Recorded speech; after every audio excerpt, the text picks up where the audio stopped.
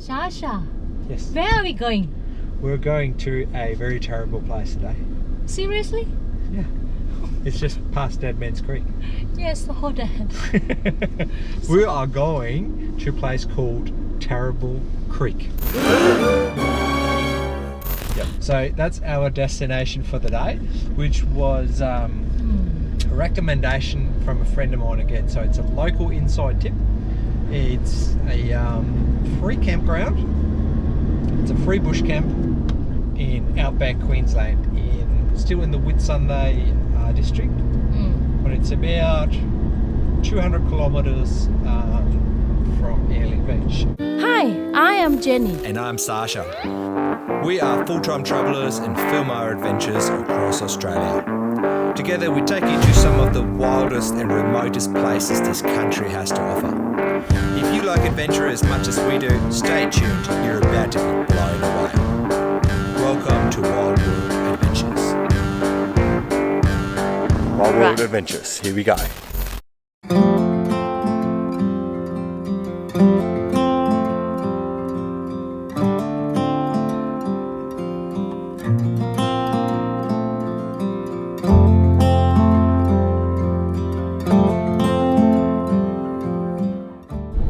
You can tell by the scenery here that we are in Outback Queensland again, and it's such a huge difference in like vegetation. Yeah, it's such a huge difference from the coastal area, which is like tropic, and then you're a couple of 100 kilometres inland, and it's all gum trees, and it's actually dry here. All right, we're close to our location where we're thinking about setting up camp, just right by the creek. We're just cruising around and seeing what's out here, and it's beautiful, gotta say. Check this out. Can't stop looking. Yeah, it's a beautiful countryside. Like, it's totally different than the coastal side of Queensland. It's all open, it's all very nice grassy, and you can see through. Beautiful. Mountains in the background, very, very nice country. Yeah.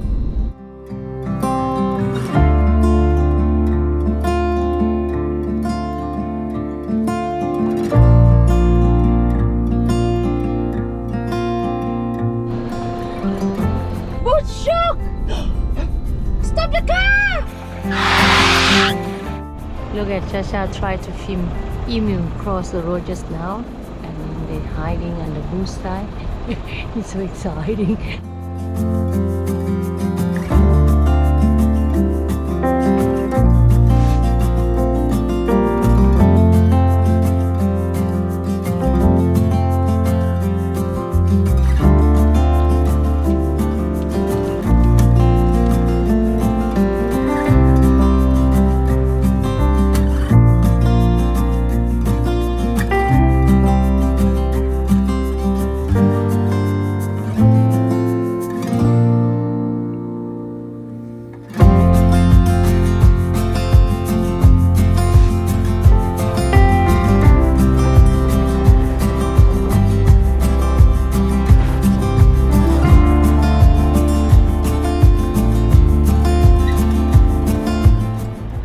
And this is where a camper trailer definitely has its benefits, because it's a bit iffy if you would take your caravan down here, just because of the ruts and the washouts. So it's a bit tricky. Have a look.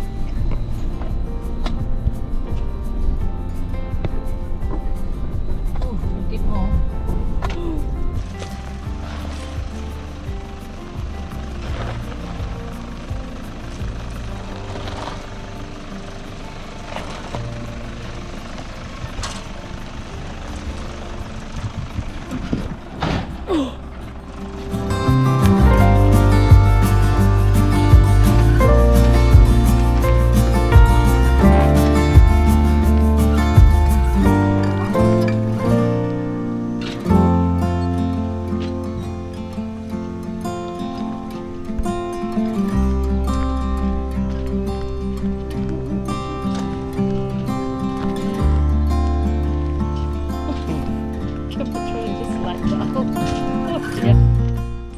That scared me. Look at the camper trailer just slide down a hill. Definitely not for the faint-hearted, this little track, but we made it safe and sound. So let's go and have a look at the campsites. I see there's a few people already set up here, as usual. We found a good spot, but it's sketchy to get there, so no one's driven that track for a long time, so it's all full of grass and weeds and so forth, so we cleared the path a little bit, but I reckon we're going to go for it. It wouldn't be Wild World Adventure if we just go to the old spot where everyone else goes. So there's a few people set up over here on the entry, but yeah, we found a good spot just a bit further down the road, further down the creek. But yeah, it's not a good track, so we'll attempt it anyway. We'll see how we go.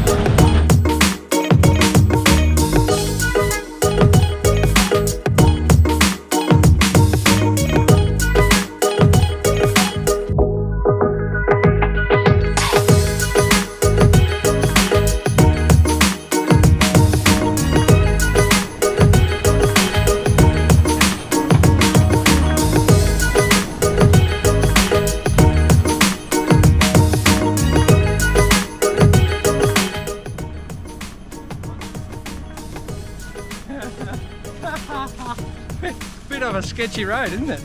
But yeah, check the place out. It's pretty cool.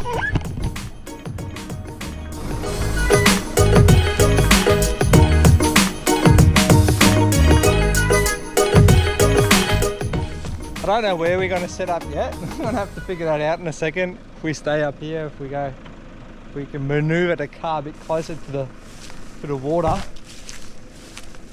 Normally I don't like to stay too close to the water, especially in an area that I don't know, because you never know what the weather does upstream. But from what I know, there is a dam up there as well, and before they open that, I think we would get a warning there. How cool is this spot? Jen, if we get the car down here, it would be epic, eh? Finally, we set up our campsite at the moment. It's a fucking nightmare to find the right position. So now I gonna cool my wine to cool myself down as well. It was actually a nightmare to get the camper trailer in here. Check it out. Like, superb spot, but getting the camper trailer in here with all the angles, with Jenny and the walkie-talkie, I'm not going to show you that because there'll be a lot of beeping going on. We've got all this space in the back here to run amok. We do morning exercises here, eh? A whole gym there. No, it's a good spot. Look at that. Check it out. Beautiful. Right on the river. We're going to try to do some fishing tonight, get the fire going, and enjoy Mother Nature. We're not catching catfish. Grunt fish. Right, the catfish. Let's not talk about catfish anymore.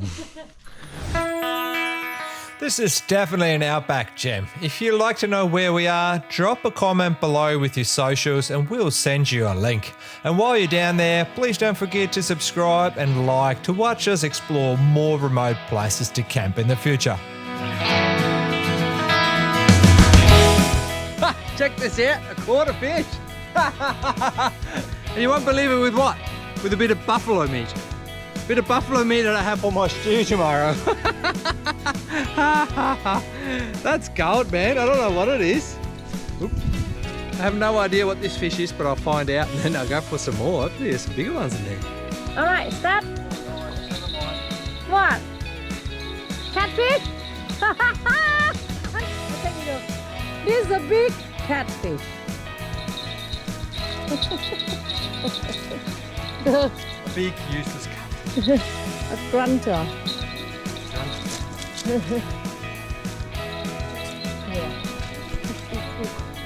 Alright, we're going to go for a little bit of an explore down the creek and see what we can find, eh?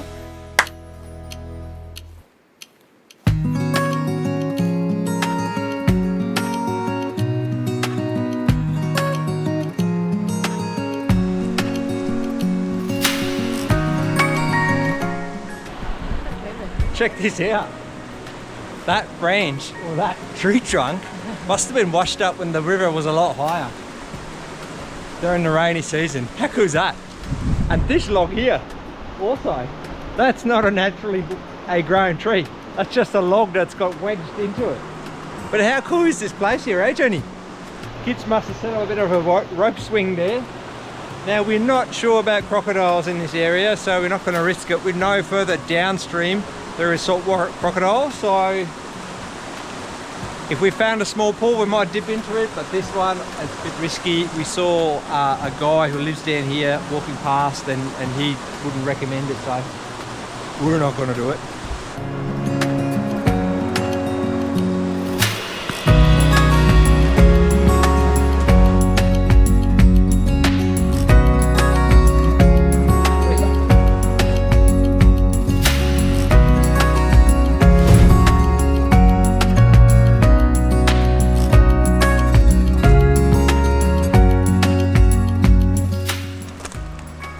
How cool is it, man? It's beautiful here.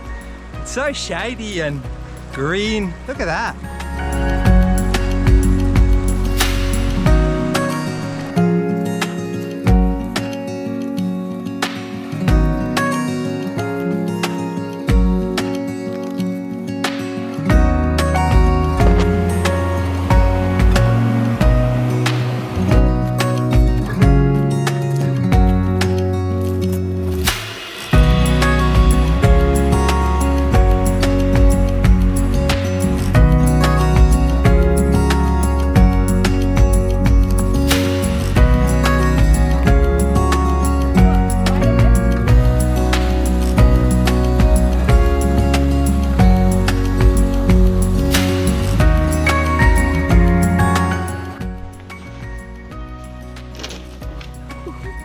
Well, that's about it. Yeah. That's as far as we can walk here. It's getting a bit bushy up there. We haven't got any long pants and no machete, so I reckon that's as far as we can go. What a beautiful walk it is though. Absolutely amazing little creek here.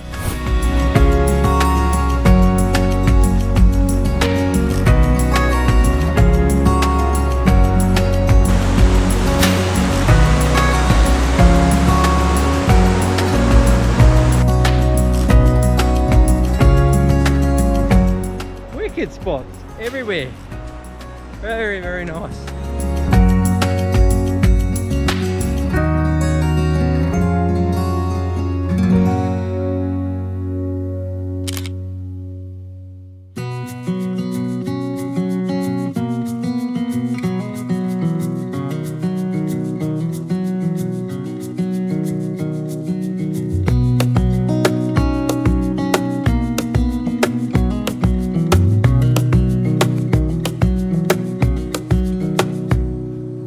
Wish that I could stay in this moment forever, so I can hold you in my arms.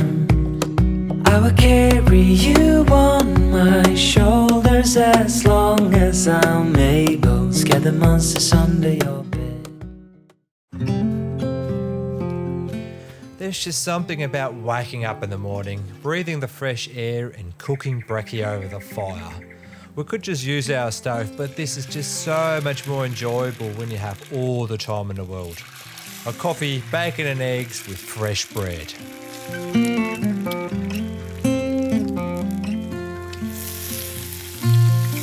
By the way, if you're interested in learning how to make fresh bread in the camp oven, check out another one of our videos. The link is in the upper right corner now. You just can't beat fresh homemade bread. So yum.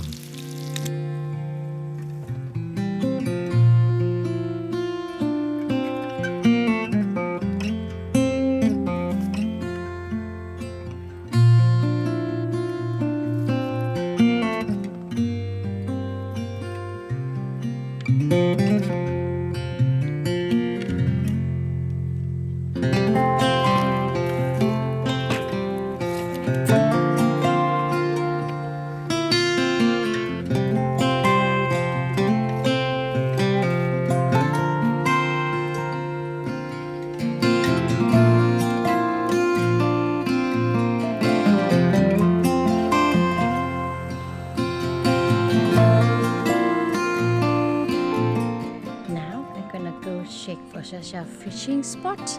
Move from the back there and then go a little bit further on this side. So we're gonna go through this bushy and let's check Mr. Crab with his fishing now. Does he caught any fish? Oh, that's nice scenario. Walk through here, isn't it? Butterfly around. Greens everywhere. Any bite? Hope it's not a catfish. I feel like a catfish.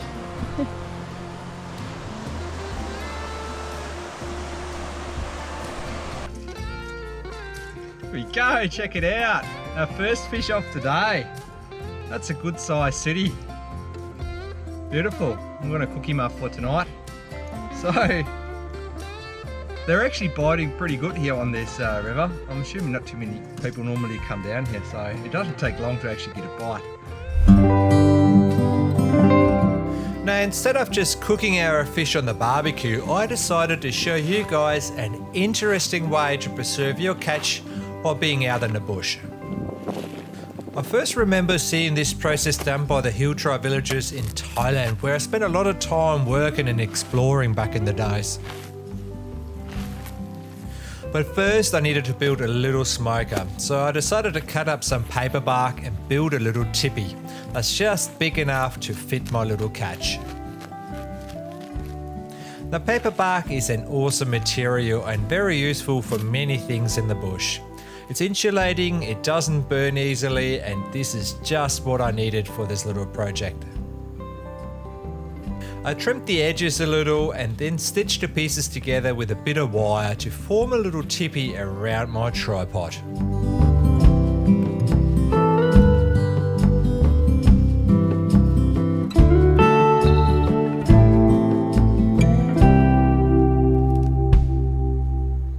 With a few spare pieces split in half, a plate is easily made. Now I take my fish and salt it thoroughly inside and outside before hanging it in a tripod. I made sure the fire was only producing a little bit of heat and some smoke before I covered the fish with a paper bark tipi.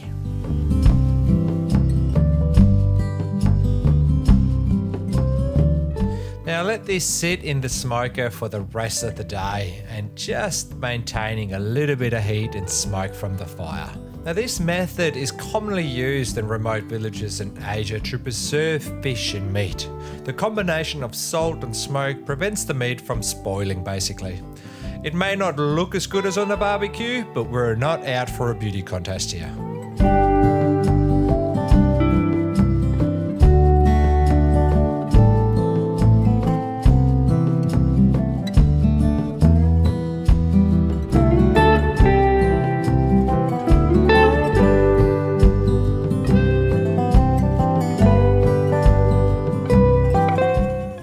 Smoked fish. Now theoretically you can keep that in the open for a few days because it's salted and it's smoked. It shouldn't attract any flies and things like that. Well, that's the theory anyway. We're going to let this dry a little bit and then we'll give this a test later. But first we're going to get the fire going again and then we're going to do our buffalo stew, believe it or not. So, but you can do that with any kind of meat you have, lamb, beef, chicken, whatever. So tonight I'm going to show you how I do my stew. Luckily enough, I've got a bit of buffalo meat. A friend of mine, he's a park ranger and he shot the buffalo and took a bit of meat out of it. So I wanted to try it. I haven't tried buffalo before. So tonight I'm going to give it a go and make a buffalo stew over the fire in the camp oven. Yeah, without further ado, I show you how I cook it and I'll put the ingredients that I use in the description below so you can look that up. Alright, so for our buffalo stew, we are using some really basic ingredients and some ingredients that are really good to take on a longer camping trip that last a very long time. So we've got zucchini. They're always good. As long as you keep them in a Tupperware or a little plastic box so they don't get smashed up, they last for a very long time. Carrots also, they last for a very long time. Garlic, of course, lasts for a very long time, so that's all stuff that I'm putting in there. I'm putting in a few spuds, an onion, and a bit of chilli for spice. You can leave the chilies out, doesn't have to be. We also got our buffalo meat, which was frozen, so it's still in a frozen state, but normally it's really, really red. So, and then, oh, we forgot, I got a bit of dehydrated peas. They're also always good to have in the pantry when going camping. They weigh nothing, and you can use them for stews, for pastas, for salads, for all sorts of stuff, soups, you name it. They're always good to have, last forever. Okay, so first thing we'll do is we're gonna cut these things up. We get everything prepared. At the moment, we've got the fire heating up, and once we've got everything prepared, we start putting it in the pot in a camp oven and fry it off. Now you can of course substitute a buffalo meat with any other meat you have. The same goes for the vegetables. You can use everything you have left in the pantry if you like, and just add in there whatever you fancy. Now we need some seasoning. Jenny, if you'd be so kind to bring me the seasoning, I'll show you what simple seasonings I use for pretty much all my stews. Thank you very much, Jenny. So what do we got here? We'll start with this one. Salt. That's just normal salt. That's pretty straightforward. Stock. Yep, I'll put a bit of beef stock in there. So anything lamb, lamb I use beef actually as well. Beef stock is a very common one, unless chicken, then I use chicken stock. What else? We got some pepper, paprika, and I like the smoked version. This doesn't say it on here, but I always buy the smoked version. It just gives it a little bit of smoky flavour. Tomato paste, a little bit of tomato paste is good. You can use some tinned tomatoes as well if you don't have any paste, but that just adds a bit of depth of flavour. And then, very important, Gravox. Gravy is my little secret here. I add about 2 tablespoons of gravy with a big pot, sometimes even 3, and just makes it more stewy. And then a little bit of Asian infusion, soya sauce. Adds another depth of flavour in there, and that goes in there too. So without further ado, we got the campfire going. I'm going to put the camp oven on there now. I've got it on a tripod so it can slowly cook away and we don't have to worry about the coals underneath it dying off. So we're going to fry off the meat first, and then we add the veggies to it, and then all the seasoning will go on top of it with a bit of water, sometimes a beer. Yum. Right, let's go to it and let's cook this up. Put it quite low first so we get more heat.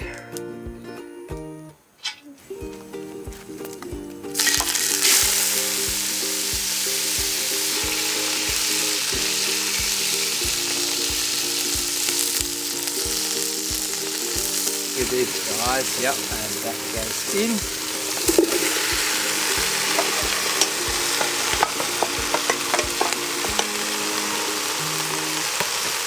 Good.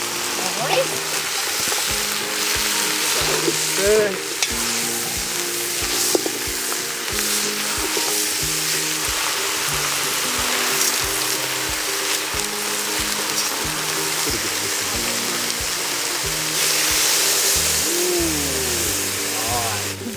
Couple of blobs of tomato paste, pepper, More. smoked paprika, good bit of salt,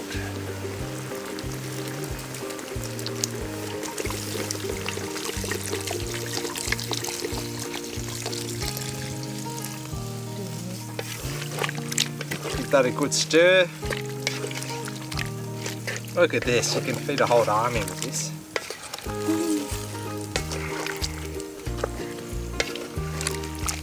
The lid.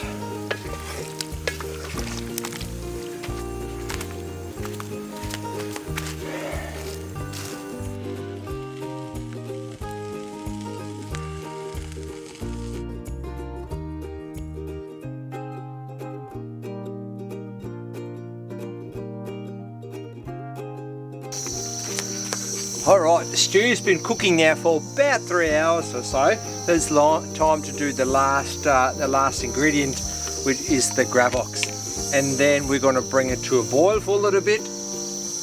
And then let's have a look first. Ooh. that looks good. Smell good. Alright, remember with this lid, never put it on the ground. Most common mistake everyone does, grabs the lid, puts it in the ground, and then it's full of sand and you can't use it anymore. So you want to put it away somewhere, and with the bottom up. 2 tablespoons of Gravox.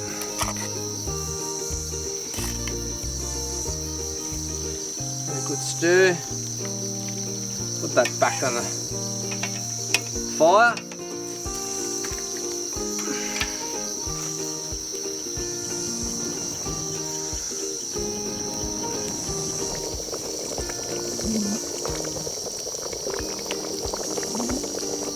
Our dinner sort out. Our dinner is pretty much sorted out. So we've got surf and turf. Yeah. So we've got our buffalo stew here, and we've got our smoked fish from earlier.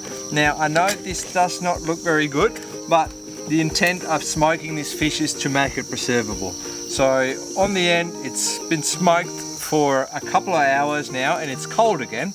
But we're going to try and see what it tastes like, because I haven't actually tried this at all. What the hill tribe people used to do is they would preserve their meat over the smoke for sometimes days, and even Jenny used to do that. Yeah. A few days. A few days, and then it would completely dry out, and then what you would do with the meat is you reintroduce moisture into it by either cooking it back up again or like I remember I just took this stuff off and we chewed on it and it was so delicious. So here we go, it looks a lot better now. And it was super tasty.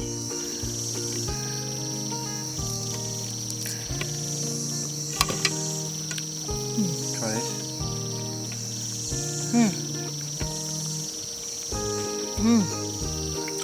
Oh, that is yum. Yum. See, it doesn't look good, but it's super tasty. Yum. Now this was only in the smoke for a few hours. If that would have been in the smoke for more than that, this is just yum. Now you can leave that out in the open without refrigeration. Oh.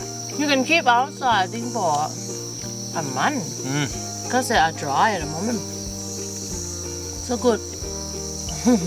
Now, what people used to do is, they obviously keep it in a dry place, away from the flies. But because it was covered in salt, the flies don't go onto it and it helps it preserve. Now, I'm not sure if they brined it before or not, but I don't think they did. From memory, it was just salted because I saw the salt hanging on it. And then, no. Oh, it is salty. Remember? Yum. Good balance. For the But it's got a very smoky flavour. This is gonna be good for the salad as well. You know, I can put on top of the salad. I consider it good even, you know, in the soup or probably even on the barbecue again. Let's give the buffalo stew a test. Like I said, I've never had buffalo stew in my life before. I've never had buffalo at all before. Jenny? I have when I was in Thailand when I was so little. Oh, look at the buffalo. Here we go. That's the buffalo meat.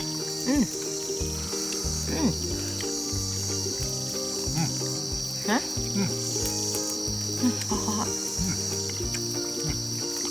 Didn't smell much different from the beef.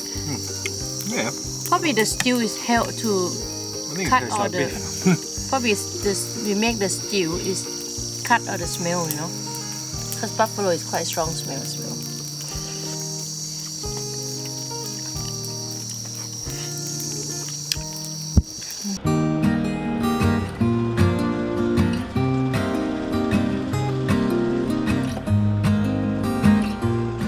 Now we're on the way out. Everyone has left. We're the last ones here. And look at this. This is another one of those primo campsites. This is definitely one of the nicest free creek campsites that I've seen. Definitely the best one in Queensland so far. I'm not going to show you guys on the map exactly where this place is because I want to keep the little secret. But what I will do, if you drop a comment below, I'll get in touch with you and I'll send you the coordinates of this place if you're interested. We're on our way back now, but I have one more stop planned, so don't just click away yet. The day we arrived, we noticed a little Outback pub along the way, and since we were thirsty for a cold one and some history, we decided to find out what this place was all about, and we were in for a treat. Built in the 1860s, this historic building is everything you imagine a real Outback pub is like. Full of history, stories, and of course liquid gold.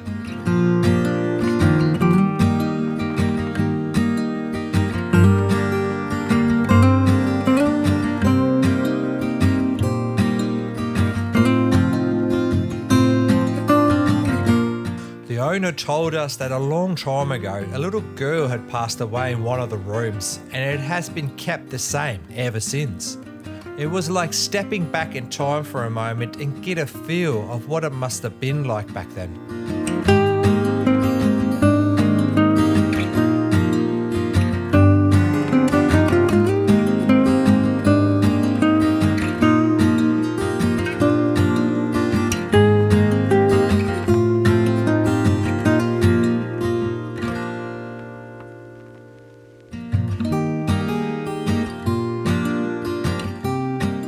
The atmosphere was just amazing, and we wish we would have had a bit more time here. Well, that's it. That's where we say goodbye for this episode. Thanks for watching, and don't forget to subscribe before you click away. It's only a click for you, but it lets us as creators know you enjoy our content and want to see more.